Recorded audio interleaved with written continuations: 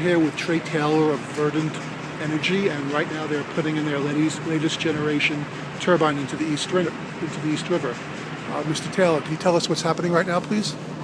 This is our fifth generation system, but it's component parts of our fifth generation system. What we want to do now is put new rotors on the turbines, and so we've been testing for the last couple of years new materials that were designed by Sandia Lab, and were tested with the National Renewable Energy Lab in Golden, Colorado. So that new rotor has gone through 2 million cycles in the lab, and it held up beautifully. And now the next step is to test it in the water.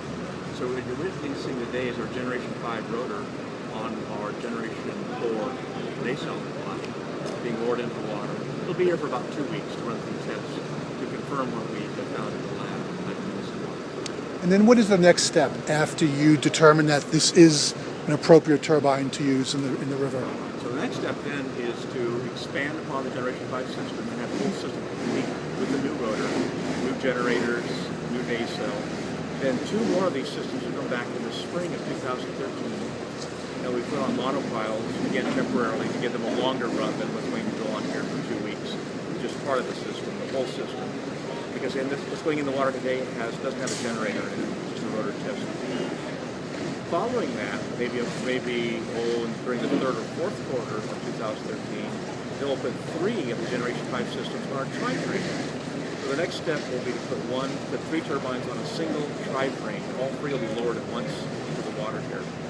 That will be the beginning of eventually putting 9 more tri-frames in the water here. And that's in keeping with a license that we received from the Federal Energy Regulatory Commission.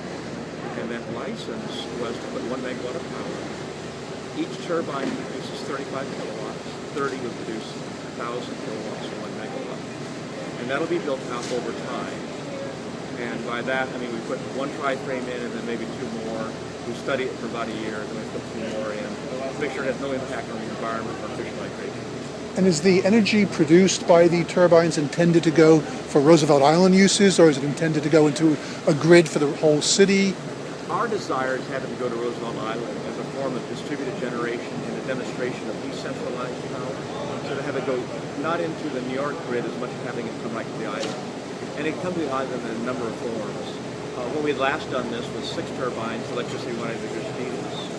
And in the future, we look at the energy. We're working with REOC right now to see where that power might go. And part of it might go to the Cornwall campus, part of it might go to buildings here in North Carolina. So that's our intention. We want to keep it local. Great. It's a very exciting project. I see that there's a diver getting ready to go into the water. What is he doing? This turbine we lowered in the water is being affixed to a monopile, which is like a pier post in the water that's been drilled into the water. And so when the turbine is lowered into the water, he will be under the water and he'll bolt that on to the system. There's already 1 diver in the water. Can you see bubbles there somewhere coming up? There's 1 hard-hatted diver down there. And you can see that just off to the... Yes, I do see it. You see those bubbles? So those bubbles are coming from a hard-hatted diver that's down there. This diver that's about to go in will assist him, but also we're putting in a lot of monitoring to put the water, measuring the water velocity, and then how that corresponds to the rotor speed.